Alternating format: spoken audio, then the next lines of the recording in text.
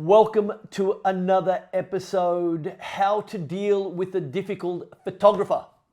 Now, if you're a photographer, it would be how to deal with a difficult videographer. When you butt heads with a creative, your fellow, i.e. photographer and or videographer. In a situation where you're doing this, you don't want to be doing this, but this does happen. So if I come up against a photographer that is quite aggressive, quite dominating, quite arrogant, I normally take a step back.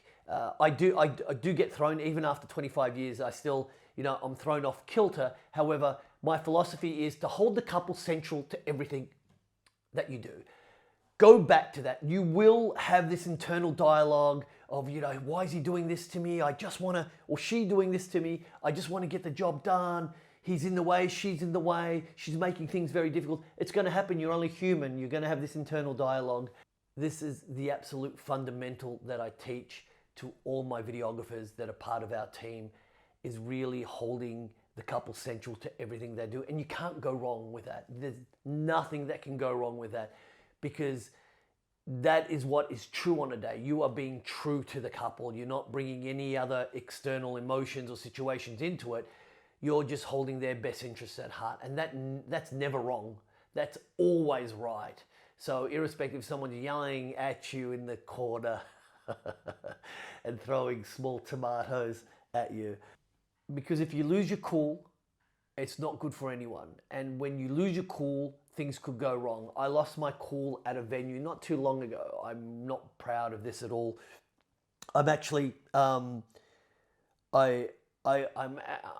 I love that I can hold my composure in most situations, but this situation just got too much, because ultimately he was belittling the couple, giving the bride a hard time, and that really annoyed me, and that was bothering me all day. And it got to the point at the reception where I said something towards the end of the evening while it was concluding. We had words. I got flustered. He left because he was meant to leave anyway. And then as I was leaving, because I wasn't thinking, because I was too emotional, I'm plugging my gear out, my lights out of, the PowerPoints near the DJ.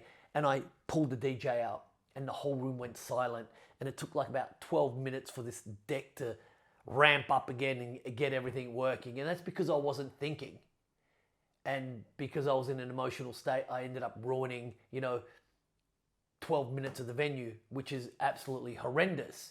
But because I allowed him to affect me so much, you can't do that. And it will happen. And you have someone at home, you have a good friend, make sure that you debrief with them after the wedding. Whenever our videographers have an issue with a photographer or someone on the day, I always get them to call me up after the wedding and we have a debrief. We discuss, we pull it apart and try and get down to the fundamentals of it. What went wrong? What could we have done better? But try and get along with everyone. So if you're coming up against someone that has quite a large ego, always step back. Always step back. Let them, take charge. Let them ride in front. It's absolutely fine. As long as you're getting what you need to do for the couple, that's all that matters. Keep the couple central. Smile. Enjoy your day, irrespective of what's happening here, irrespective of what's happening here.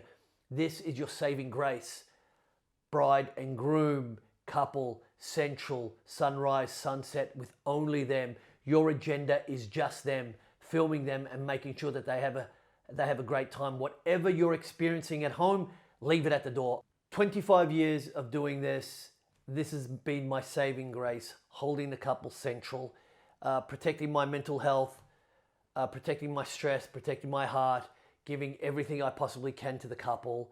And that has allowed me longevity and good grace and incredible fun in this industry for so long.